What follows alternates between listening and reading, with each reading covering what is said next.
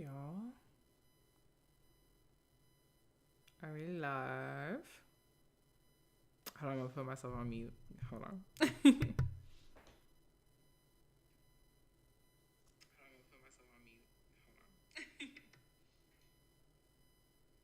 Are we live?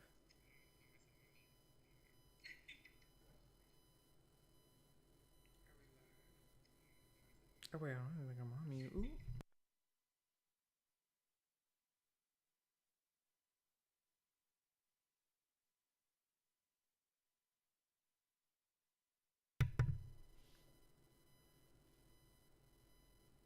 Okay. Okay, I think we're good. Hey y'all. How's it going? What's today? Thursday? How's your Thursday? How is everybody? I am not gonna hold you. This week has really been rough for me. I am really waiting for the weekend. Um, it's been hard. I am not gonna hold you. Cleanse wise, things have been fine. Honestly, the food has not been affecting me as much as I thought it was. Just in terms of like my fasting and eating window, but just some other things have been really hard. Side note though, I broke my fast today eating fruit, and it was about 10:30. I was really trucking along, and I was like, okay. Then I ate some fruit at like around no, not even 10:30. I think at around 11, because I ate my snack really late, and then um I went to go get lunch at Chick-fil-A, and it was so interesting because I was eating. I don't know if y'all do this too, but I be eating the fries in the car. So I ate some fries in the car, and then I had my sandwich. And guys, like, I don't know if it was like the grease from Chick-fil-A or if my body has been used to like me prepping and eating like my whole foods, but my body like literally rejected the food. I didn't throw up or anything, but I literally could feel my body being like, "What is this?" And I don't know if it was like the grease. I don't know if it was because that was like the first like real meal I had eaten, cuz I felt like the fruit just kind of went through me cuz I had like grapes, blueberries, and a banana. And I've been drinking my water. But like I don't know. Like I don't know. I was just very much not feeling good, and I was eating the food like I don't want this. Like I wanted it originally, but eating it I was like I don't want it. So, I think my body is quickly kind of understanding that like we're doing something here. I don't think I really want to like pivot and eat these types of foods. So I'm happy that it's like talking to me and kind of like I'm not happy responding in that way because Loki I was like, oh my god, I'm like losing out on money because I paid for this food. But at the same time, I'm like, you know what? It's just telling me I need healthy food. Like it's cool. So there was that, and then I'm also gonna be watching the clock a little bit because I have to go in 13 minutes, guys. In 30 minutes, but I also today today and this week has been very rough. I've just kind of been trying to figure out like what I want to do with my life. Like, am I just able to, I don't know, just move and pivot in how I want to? And I've just been feeling like a little low. I'm not going to hold you. And so today it's also going to be a light live. It'll be very similar to yesterday. But today, I just want to kind of like journal I want to get into the journaling and the prompts real quick. And then I want us to like pivot and watch some TikToks for a little bit and just try to like, I don't know if anybody else is feeling this way, but my energy's been kind of like low. Cleanse wise, I'm super excited. I'm super pumped. Um, I haven't really been wanting to eat like chocolate or sweets or anything. So I've actually been like really good on that.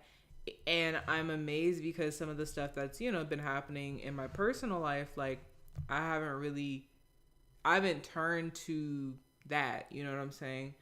Because I just feel like it's been so much of a norm for me to like eat sweets at the end of my meal and just, always be snacking. But maybe it's because I've been so busy and I think that's what's draining me. But like, yeah, I don't know. I haven't really cared too much for like food, which is good. I'm so happy about that. But it's also a little weird because it's like out of my wheelhouse. So interesting things, interesting things. But this week like intermittent fasting and food wise has been very chill for me. But like personal, I'm like, oh my gosh. But I will say, I feel like the cleanse and the manifestation is working, even though my energy is like a little low because yesterday, God blessed me. God me. God bless me with some money, okay? And I was like, oh, like I was very shocked. So, and that was one of the things I manifested. So I feel like I'm revving up my abundance. You know what I'm saying? And I feel good about that. So I think things are working in the midst. I think I just need to keep standing and allowing the manifestations to like come to me. And I think I also need to like, act and move accordingly when ready. There's always a season for you to stand still and let things move and absorb and do what they need to do. And then there's a time for action and, controlling what you need to control. So part of me is like, maybe I'm just in my standing window, But like, that's something I have to get used to because I'm just like, I'm tired. Like, I'm so tired. So, okay. So let's get into this. Let's get into this. Let me switch over. Hold on. Let me put up my Google Drive and then we'll switch over.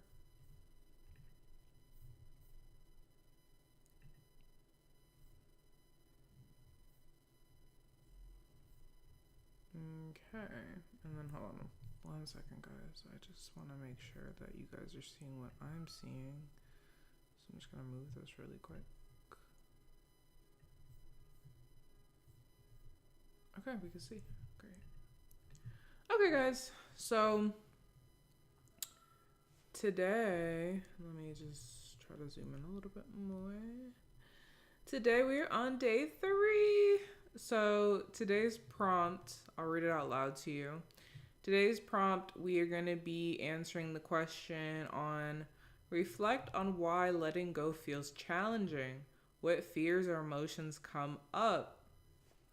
And I'm just going to say like for you, because I like to make that little sentence right. Okay, so I'm gonna read it out loud again. So reflect on why letting go feels challenging. What fears or emotions come up for you? So I'm just gonna take a pause, take a little beat for a minute, and then we are going to write and journal about that. I'm also gonna mute myself so that you guys don't hear my little static noise in the back, my little ambient. But yes, so we're going to be answering that. And yeah, guys, we'll come back when we are ready.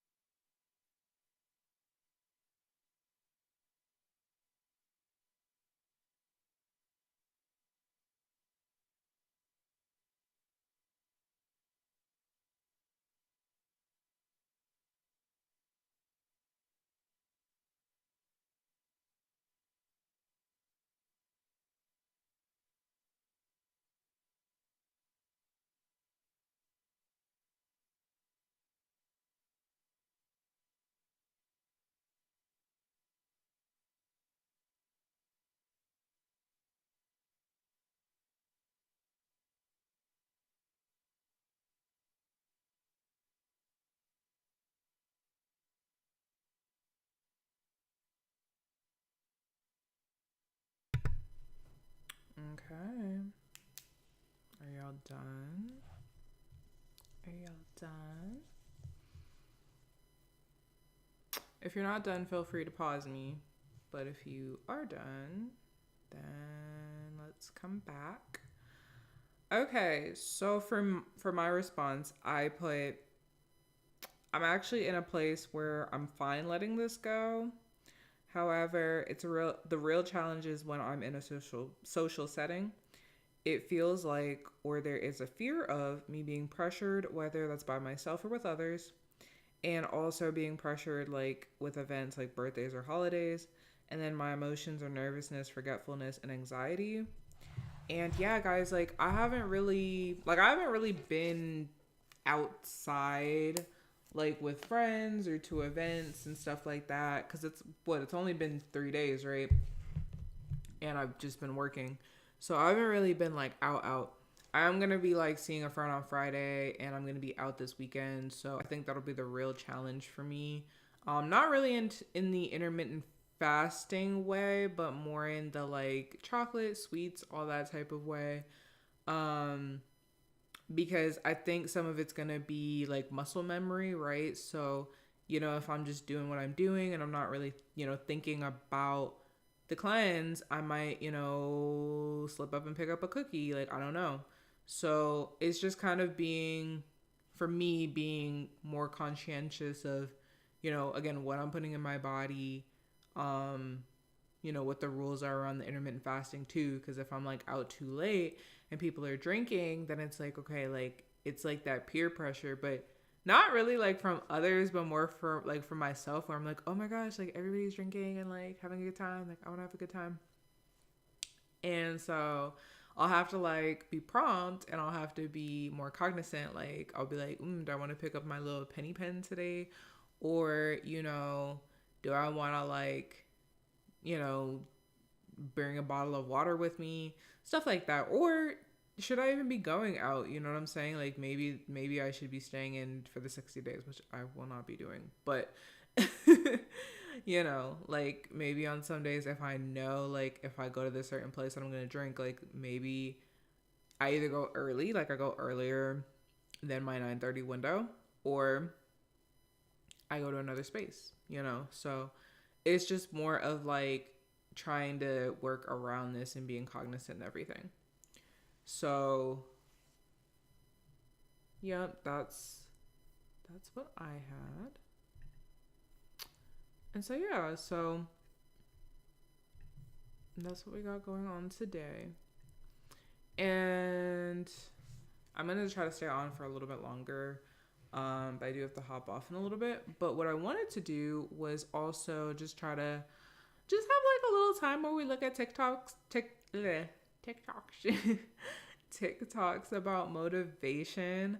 Because like I said, like it's been a really long week, and I just want to be able to kind of send you guys off tomorrow and the weekend with a little bit of positivity and a little bit of fire in the engine, a little bit of like willpower. So we're gonna look at some TikToks, and we'll talk about them, and then I will be logging off for the day. All right, so let's go back here. Hopefully you guys can hear this okay. But I found one and I was like, yes. So let's listen to that. Every time I create a positive thought in my mind, also I create a negative thought. It's just like, I'm going to be very successful. My mind said, oh, no, you're not. Okay? So since I create positive and negative, it's which one I give the most attention that is powerful. When I think positive constantly, it's very powerful and it controls me. If I think negative all the time, it's going to control me too. So right now, my positive thought is there is going to be no disaster to destroy what I have planned for me and my family. And if there is, that's life. I don't think so, because it was my plan. We found a letter after my mom died that I wrote in 1973 while we were making Buckingham Nicks. And it's a letter to my dad, and it says, everything's going great, and you know that song, Don't Let Me Down Again? Well, it's coming out amazing. And my dad really loved that song. And I said, and Lindsay's just playing it. Oh, wait, hold on, guys. Hold on, this is like, I'm kind of messing up. Hold on. What is happening? Hold on, that just... all the way messed up. I don't know what is going on.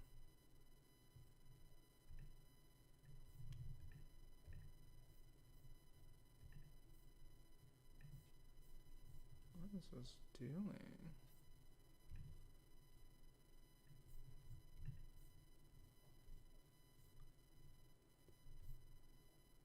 Oh, girl, I was on the wrong screen. I'm so sorry, guys. I'm like trying to figure this out. Okay, hold on. Alright, let me see what happens. Amazing. He's just gonna be one of the guitar greats. And then I branch into this paragraph where I'm like, well, someday when I'm sitting in Beverly Hills in my small but beautiful house, next to my small but elegant pool, in my long white cotton skirt and white blouse with my hat, and enjoying all the music that I love and doing it. I mean, I'm like, what? I planned it out. I planned it out. I think that my life is a testament to believing that if you want something, you can make it happen. So hope springs eternal. Every time I create a positive thought in my mind, also I create a negative thought. It's just like, I'm going to be very successful. I'm gonna rewatch it because I was doing a lot. Okay, so since I create positive and negative, it's which one I give the most attention that is powerful. When I think positive constantly, it's very powerful and it controls me. If I think negative all the time, it's going to control me too. So right now, my positive thought is there is going to be no disaster to destroy what I have planned for me and my family. And if there is, that's life. I don't think so, because it was my plan. We found a letter after my mom died that I wrote in 1973 while we were making Buckingham Nicks. And it's a letter to my dad, and it says, everything's going great, and you know that song, Don't Let Me Down Again? Well, it's coming out amazing, and my dad really loved that song. And I said, and Lindsay's just playing amazing. He's just gonna be one of the guitar greats. And then I branch into this paragraph where I'm like, well, someday when I'm sitting in Beverly Hills in my small but beautiful house, next to my small but elegant pool, in my long white cotton skirt and white blouse with my hat, and enjoying all the music that I love and doing it. I mean, I'm like, what? I planned it out. I planned it out. I think that my life is a testament to believing that if you want something, you can make it happen. So hope springs eternal. Every time I create a positive thought. So I love what they said because I feel like that's very true. And I actually had somebody tell me that a while ago, actually. They were saying that it's like your life, your mind, your thoughts, your energy, it's all directed into what you put your energy to, right? Like if you have such a cloud and like a negative energy over you, then you know, like those are the things that you're going to be like manifesting and radiating and really focusing on. Like if you only focus on the negative, it's like there could be like positives like floating around you, but you're so hyper fixated on the negative, it's like you don't even give life a chance to show just how beautiful it can be. And dang, hold on, let me see if I can find it. There was this really awesome, I don't even know if I can find it. There's this like really cool thing on resilience that I saw. Okay, guys, don't mind me. Now we going through my favorites. Oh, but I actually think it's this one. Actually, that's a good question. But there was this really good TikTok I saw about resilience. I think it's this one. But they were talking about how like it's basically like a wave, and a lot of people try to figure out how to get from point A to point B, and they try to make it as linear as possible. But when we think about like learning, and you can take this into the context of like flowing through life, It's like when you think about learning, when you think about flowing through life, when you think about problem solving, everybody wants to get from we're starting to this is finished and we're ending, and they want it to be like linear, but life just doesn't work that way. I think as much as like humans, like as much as we want that to be truth, it's like life just really doesn't work that way, and there's so many like twists and curves, and it's like true resilience, true consciousness of yourself and your life and your actions is riding those waves to when you get to the end. And really, and that's when people say like enjoy life or enjoy the process. They're really saying like you're trying to get from here to here and make that ish linear, but they're saying enjoy the process, because when you get here, all you have are these memories to kind of channel you back to like how you got from here to here. And if you're so focused on trying to make this straight and linear and like painless, like you just miss the whole middle section. And then, like in a blink of an eye, you're just like, what even happened? So I'm gonna close out this live with us just watching this because I really like this, and it was on like frustration tolerance as well. And maybe I'll talk about that in like a later video. But I saw that and it touched me, and I was like, oh my gosh, this is what I need. So let me see if I can like, can I zoom? Ooh. Can I zoom in? Maybe that would help. Okay, there you go. What does resilience feel like? I think the word resilience has a positive connotation, but when you're being resilient, it definitely does not feel positive. I think that's so beautiful. Being resilient doesn't feel resilient at all. It feels so messy. Another way of thinking about it is we also have not knowing and knowing. The space between not knowing something and knowing something is really painful, especially if you fashioned yourself to be someone who's academically talented, because then it almost feels like your academic success or your identity as a smart person is tied to knowing. When you're in the space of that, it's really easy to want to exit something. So this has a name in my mind, right? It's called the learning space. This is actually what learning, no matter what you're learning, something on the job, something from puzzles, learning to read, you don't know how to do it, you want to know how to do it. And what I think is really empowering to know is the learning space has one feeling associated with it: frustration. That's literally how learning feels. And if you think about that, then frustration becomes this actually like almost amazing thing you can learn to love, even though it's painful. Because you're like, this is actually a sign that I'm learning. Whenever you're frustrated, it literally means you're somewhere in the learning space. And why frustration tolerance is so important is because people think that resilience and success comes from getting to knowing as soon as possible. They're wrong. Resilience and success comes from the length of time you can just tolerate being in this space. So the longer you can tolerate being here, the more you will ride this, and the more you'll eventually come here. Actually, that's a good question. What is resilient? I loved that. You already saw that was in my bookmarks because I feel like that's so much at work too. And I also feel like that, you know, starting a new project, I feel like a lot of us feel that way. And it's like we stress so much about getting, like she was mentioning, from here to here in a linear fashion, and that's just not like learning is literally to feel frustrated.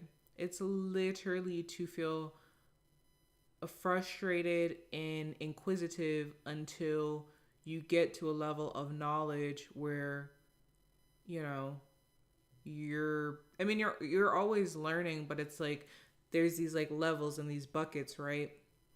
So if you've already like mastered and leveled level 1, now you're an expert at level 1. You're an expert at the basics.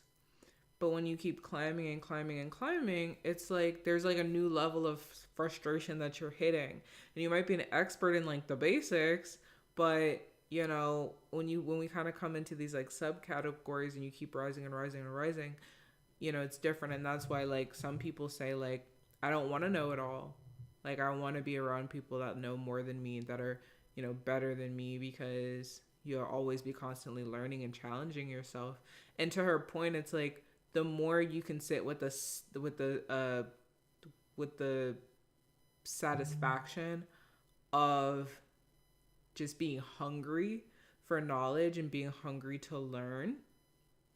And also, I feel like it also involves being in a space where people want to provide that to you, or where if you have the resources to get that, whether that be like self-learning or through somebody else. But it's like, the more you're in situations where you're hungry in that, and you're able to have an environment that sustains you within the learning process, I think the more like resilience will come in. And that could be with anything. It doesn't have to just be like higher education, like college. It could be parenting. It could be learning about yourself. It could be healing yourself. It can be learning how to love somebody else, learning how to love an animal. Even like learning how to put together a train set in the house. Like, like so many different things. But life in itself is a learning process.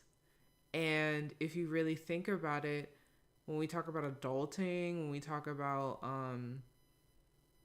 growing up and all of these different things, we're just learning how to live. And oh, my timer's going off. I gotta hop off, guys. But we're just learning how to live. And within that, we want it to be so linear, so bad. But like she mentioned, we're just constantly riding waves, and that is life.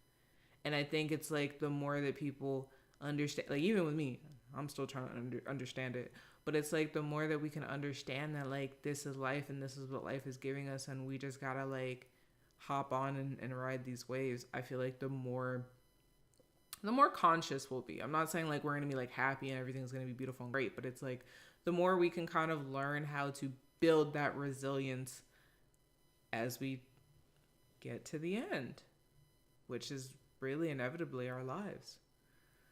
So I will leave you on that cliffhanger. And we're doing great, guys. We are halfway through week 1. I'm so proud of everybody. And I'll see you guys tomorrow. All right. Love you guys. Bye.